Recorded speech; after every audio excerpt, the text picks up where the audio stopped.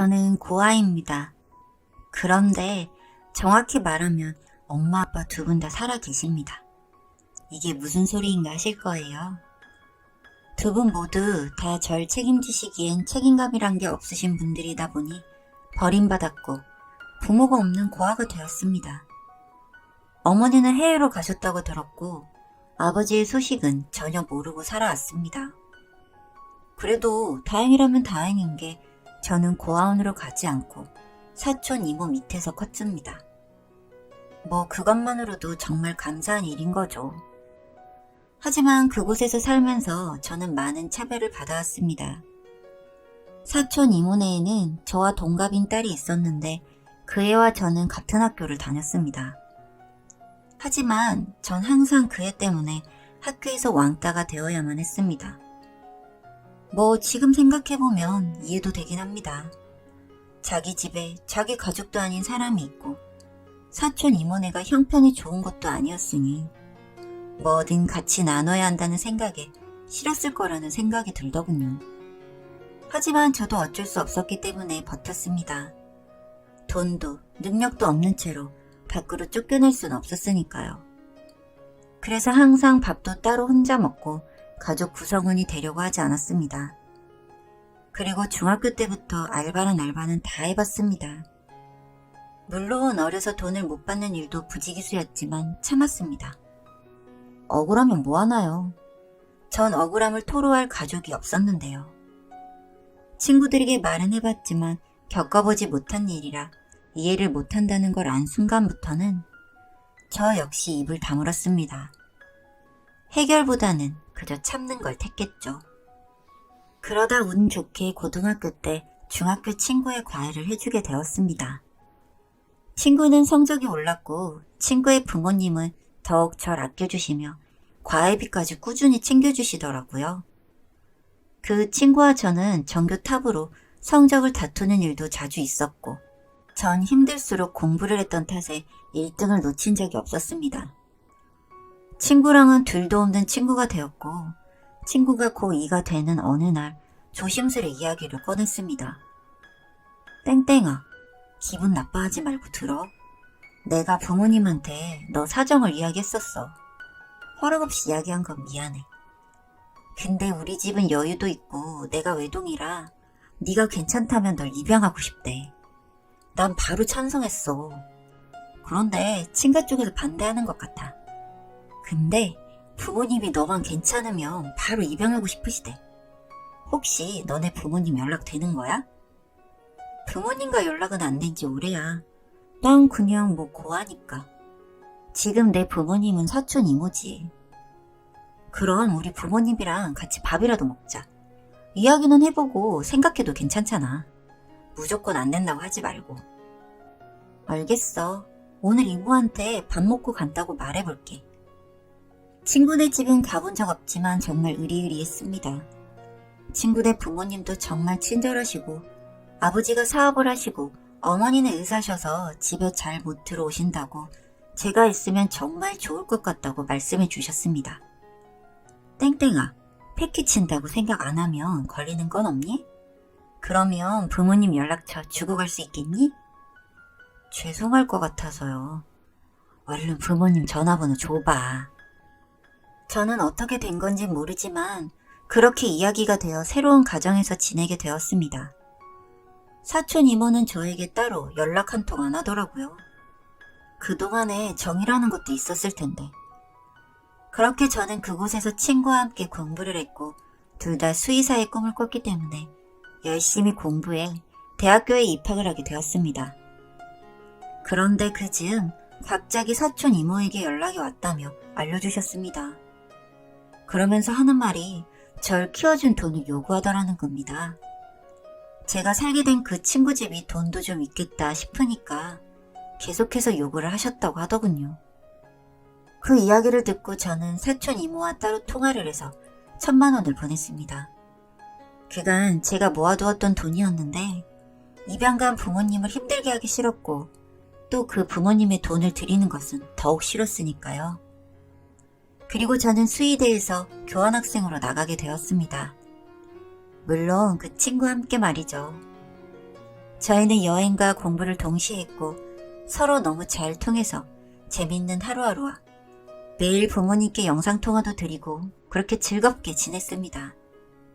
그러던 중에 또 사촌 이모에게 연락이 왔습니다. 그런데 그걸 제가 아닌 그 친구가 보게 되었고 그 모든 내용을 보고야 말았습니다. 과거에 돈을 요구한 내용부터 절 모욕하는 내용까지 전부터 본 친구는 화를 내며 저에게 따졌고 얼마를 준 거며 왜 줬냐고 뭐라고 했습니다. 그 길로 친구는 양부모님께 전화를 했고 양아버지는 그 이야기를 들은 뒤에 화가 많이 나셔서 소송을 진행하셨습니다. 저는 솔직히 소송 비용마저도 쓰시는 게 너무 아깝다 생각을 했습니다. 죄송한 마음뿐이었죠. 그런데 그때 처음으로 양부모님이 저에게 화를 내셨습니다. 땡땡아, 넌 이제 내 자식이다. 내 딸이다. 어느 부부가 내 딸이 이런 취급을 당하고 몰래 돈까지 빼앗겼는데 가만히 있겠냐.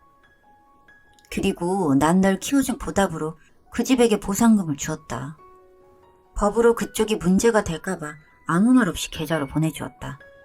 그런데 너에게 돈을 받는다니 그게 부모란 작자가 할 짓이냐? 내가 듣기론 넌 용돈도 못 받고 옷도 그 집에서 입던 옷을 주었다고 들었다. 그쪽이 너에게 준 거라곤 고아원에서 해주는 것보다 못하더구나. 그런데 난 과분한 금액을 주었다. 그만큼 소중한 딸을 난 입양했다.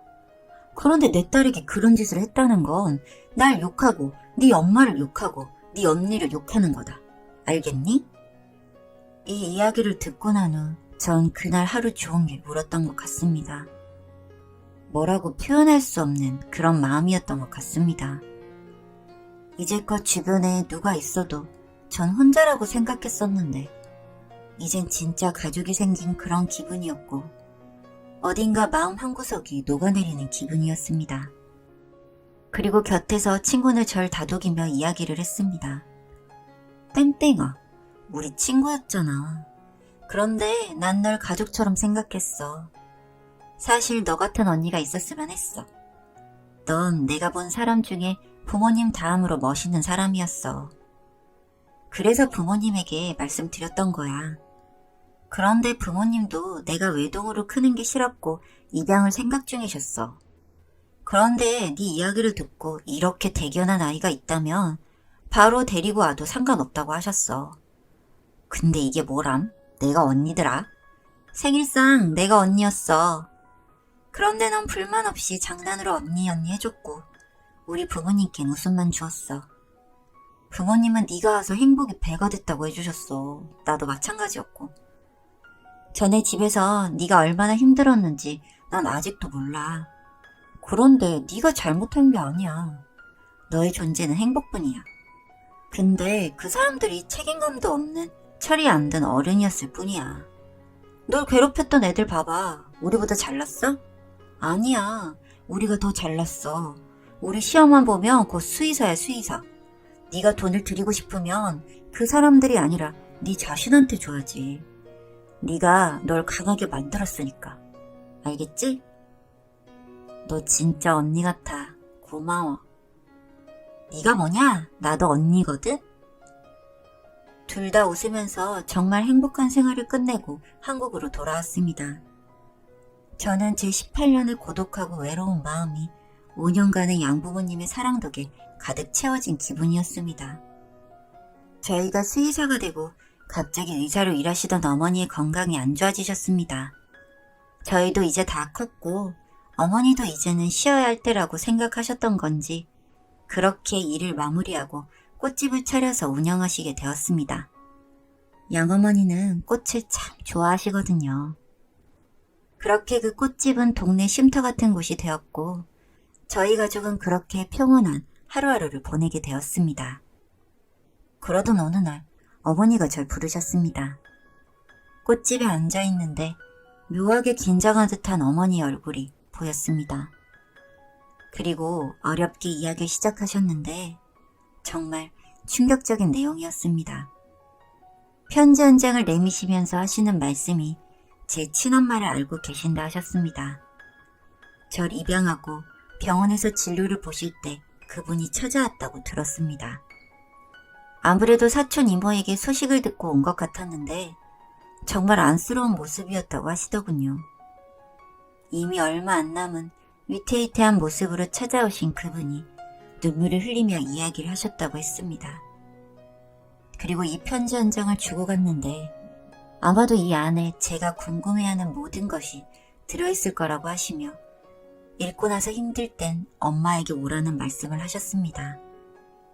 전 집으로 돌아와 편지를 읽어 내려갔고 눈물을 참을 수가 없었습니다. 땡땡아, 엄마야. 나는 너를 임신하고 정말 행복했었고 너와 행복하게 살고 싶었단다. 그런데 널 임신한 중에 병원에서 청천벽력 같은 소식을 듣게 되었어.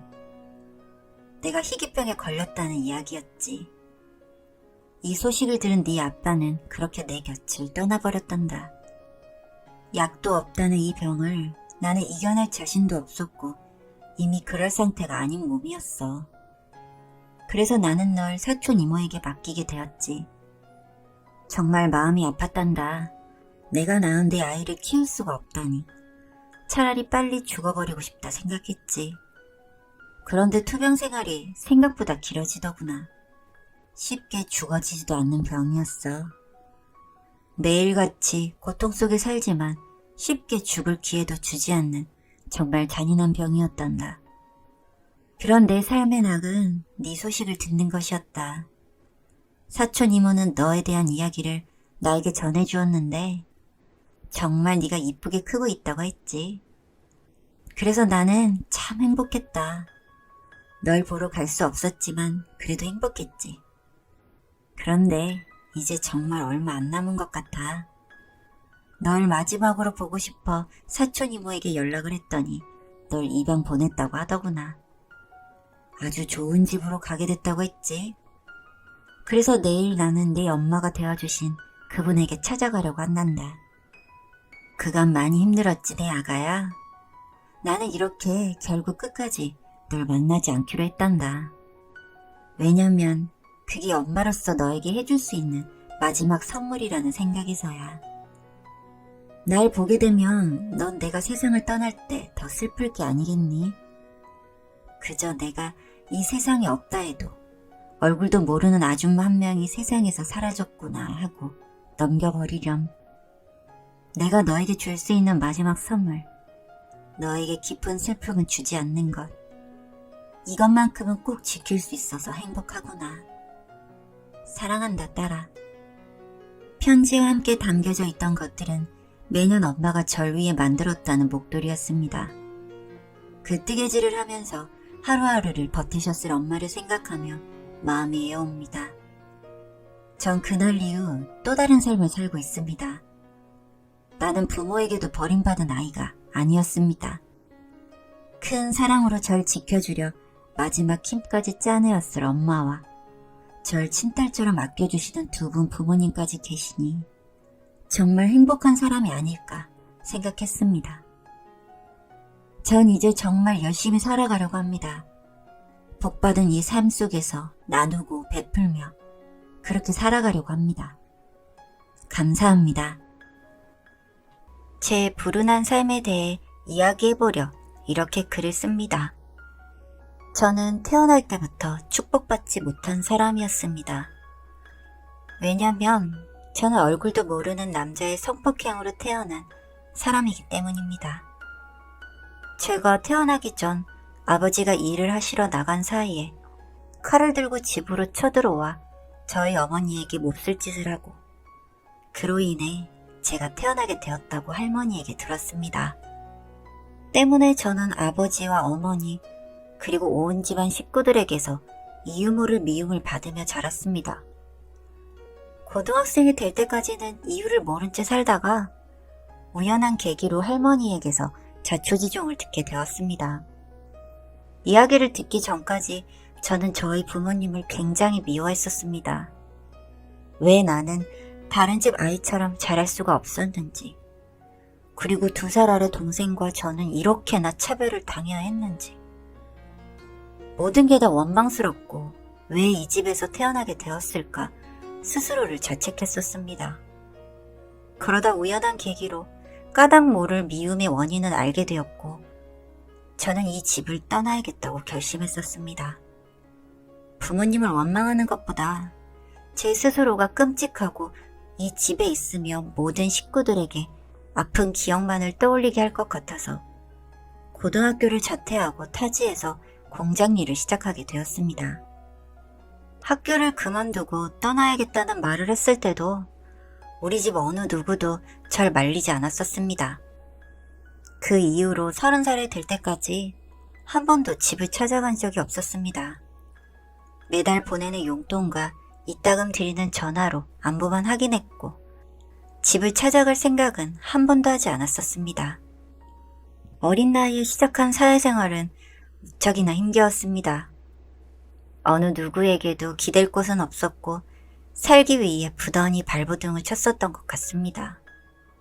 그러다 보니 직장 내에서도 차츰 인정을 해주는 사람들이 생기고 기술도 배우게 되면서 이제는 조금 여유 있는 생활이 되어갈 때쯤 저에게도 이제 결혼을 결심하게 된 사람이 나타났습니다. 직장 선배의 소개로 알게 된 그녀는 저와는 다른 게 참 많은 사람이었습니다.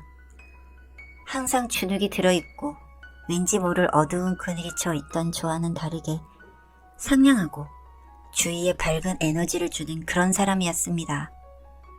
첫 만남이 있고 몇 번의 대화가 오가며 저는 속으로 이 사람과 함께 있으면 나도 다른 사람들처럼 행복해질 수 있겠구나 라는 생각을 했습니다. 그래서 더욱 그녀에게 적극적으로 호감을 표시했던 것 같습니다. 그녀 역시도 적극적인 제가 마음에 들었는지 이내 연인 사이로 발전하게 되었습니다. 그러면서 그녀에게 자기 집 이야기도 듣게 되었는데 부모님께서 이혼을 하셔서 헐어머니 밑에서 자랐으며 때문에 기죽지 않으려 정말 어린 시절부터 아버지 없는 자식이라 손가락질 받지 않으려 열심히 살아왔다고 했습니다. 저 역시도 어린 시절 아픔이 있었기에 그녀의 고통을 충분히 이해할 수 있었고 저 역시 그녀에게 아무에게도 말하지 못한 제 이야기를 해주었습니다. 다행히도 저는 아픈 과거를 이해해 주었고 같이 보듬어 살자며 말하는 그녀에게 저는 그 자리에서 청혼을 했습니다. 저는 결혼을 약속하며 또 하나의 걱정이 생겼습니다. 과연 제가 결혼한다는 소식을 전하면 저희 부모님께서는 어떻게 반응하실까? 결혼식장에 오실 수는 있을까? 라는 생각지 못한 고민이 생겼습니다. 다행히 세월이 많이 지나서인지 아니면 결혼이란 큰일을 앞두고 제게 피해가 되기 싫으셨는지 흔쾌히 상견례를 허락하셨습니다. 그렇게 11년 만에 상견례 자리에서 부모님을 처음 보게 되었고 저는 그간의 고생이 떠올랐는지 아니면 제 부모의 자격으로 오신 두 분이 너무 그리웠는지 하염없이 눈물이 나왔습니다. 화기애애한 분위기 속에서 상견례를 마치고 결혼까지 아무런 문제 없이 잘 진행되었습니다. 정말 꿈만 같았습니다. 혼자서 살기에도 벅차 매일이 고통이었던 제가 이제는 모두의 축복 속에서 결혼까지 하게 되어 어엿한 가정을 꾸리게 되었다니 아내를 볼 때마다 고맙고 어린 날의 고생이 전부 지금을 위해 있었던 것처럼 행복했었습니다. 하지만 1년도 되지 않아 제가 가진 모든 것을 잃게 만든 한 남자가 나타났습니다. 바로 장인어른께서 돌아오셨다는 이야기를 듣게 되었습니다. 워낙 아내가 어릴 적 이혼을 하신 탓에 장인어른에 대한 기억은 전혀 없었고 이혼을 하게 된 이유조차 아내는 알지 못했기 때문에 보고 싶다는 장인어른의 말에 저와 아내는 집 근처 작은 카페에서 처음 인사를 드리게 되었습니다. 처음 뵙는 장인어른께서는 나이에 비해 굉장히 다부지고 건장한 체격을 가지신 분이었고 간단하게 인사를 드리고 그간의 근황에 대해 대화를 시작했습니다. 장인어른께서는 아내의 어린 시절을 곁에서 봐주지 못해 미안하고 늦었지만 용서만 해준다면 아버지 노릇을 해주고 싶다고 하셨습니다. 아내는 얼굴도 몰랐던 아버지의 얼굴을 보게 되면서 그간의 미워했던 감정을 토해냈고 그렇게 한바탕 울음바다가 되고서야 첫 만남이 끝이 났습니다. 장인어른을 만나고 돌아오던 날 아버지를 만났다는 이야기를 장모님께 아내가 전화로 말했는데 장모님의 반응이 이상했습니다. 아내의 말을 듣고서는 노발대발하시며 어떻게 염치 없이 우리 앞에 그 사람이 나타날 수 있냐며 저희를 처갓집으로 부르셨습니다. 어안이 벙벙한 채 처갓집에 도착한 저희는 장모님을 통해 장인어른의 이야기를 듣게 되었습니다. 옛날 두 분이서 이혼을 하신 이유가 다름이 아니라 장인어른께서 성폭행을 저질렀고 그로 인해 교도소에 가게 되면서 이혼을 했다는 말씀을 하셨습니다. 저와 아내는 처음 알게 된 사실에 너무 놀라 말을 할 수가 없었습니다. 그렇게 장모님께 다시는 장인어른과 만나지 않겠다고 인연을 끊겠다고 다짐을 하고서야 처갓집을 나설 수 있었습니다. 다른 것도 아니고 성폭행이라니. 저는 저의 어린 시절 어머니께서 겪으신 고통을 옆에서 지켜봤었기에 그 어떤 범죄보다도 성범죄를 혐오했었습니다. 지금도 마찬가지고요. 그런데 장인어른이 성폭행범이었다니. 저 역시도 절대 이해할 수 없는 일이었습니다. 그런 저를 잘 아는 아내 역시도 다시는 아버지를 찾지 않겠다고 저를 다독였습니다. 그렇게 장인어른께 걸려온 몇 번의 전화와 문자를 계속 무시하며 살았습니다. 3개월이 지나자 저희 집을 알고 계시는 장인어른께서 직접 저희 집을 찾아오셨습니다. 그날은 저희 집에서 저희 부모님을 모시고 함께 식사를 하던 자리였는데 문을 열어달라고 두드리는 장인어른의 상화에 못 이겨 문을 열었습니다. 아내는 왜 찾아오셨냐고 화를 내려는 그 순간에 저희 어머니께서 비명을 지르셨습니다. 어떻게 당신이 여기에 있을 수 있냐며 비명을 지르시는데 저는 깜짝 놀라 어머니를 진정시키려 어머니를 안았습니다. 왜 그러시냐고 묻는 제 말에 어머니는 손가락을 벌벌 떠시며 당장 저 사람 내쫓으라고 당장 치워버리라며 숨을 헐떡이는 게 아니겠습니까? 일단 장인어른께는 얼른 나가시라며 등을 떠밀어 보내고 현관문을 닫고 안전고리까지 잠궜습니다. 한참을 부들부들 떠시며 헐떡이는 어머니를 보고 안 되겠다 싶어 병원에 모셔다 드리고 링거를 맞춰드렸습니다. 그렇게 얼마가 지나자 진정이 드신 어머니는 방금 그 사람이 네 장인어른이 되냐고 물으셨습니다. 저는 처가 어른이 아주 옛날에 이혼을 한 뒤 서로 연락을 끊고 살다가 최근에 다시 만나게 되었다는 말씀을 드렸고 어머니께서는 한참을 무엇인가 생각을 하시다가 힘들게 입을 떼셨습니다. 방금 그 남자가 옛날에 내게 몹쓸 짓을 했던 사람이다. 세월이 아무리 지났지만 지금도 가끔 꿈에서 나타나는 얼굴이라 절대 잊을 수가 없었다며 말씀을 하시는데 저와 아내는 서로 무엇인가에 머리를 세게 얻어맞은 것처럼 너무 놀라 아무 소리도 낼 수가 없었습니다. 저의 눈을 바라보지도 못하고 바닥만 쳐다보시며 어머니께서는 말씀을 이어나가셨습니다. 만약에 그 남자가 우리 새아가의 아빠이면 너희는 서로 이복남매가 되는 것이다. 나중에 시간이 될 때 검사를 받아봐라. 정말 어떻게 이런 일이 생길 수가 있단 말이냐며 한숨만 내쉬셨습니다. 저와 아내는 바로 그 다음날 병원에 들려 검사를 받았고 결과는 충격적이게도 아내와 저는 Y형 유전자가 일치하는 아버지와 같은 이복 형제로 검사 결과가 나왔습니다. 저는 그 일로 아내와 남매가 되어 혼인이 취소가 되었고 제 모든 삶이 송두리째 무너졌습니다. 정말 세상에 다시 없을 행복을 누릴 때쯤 이렇게 모든 것이 거품처럼 사라지게 되어버리니 사는 게 하루하루가 너무 고통스럽습니다. 불운한 제 인생이 바뀌려는 찰나에 이런 말도 안 되는 일이 제게 벌어지게 되어 답답한 마음에 글을 쓰게 되었습니다. 제 이야기 들어주셔서 감사합니다.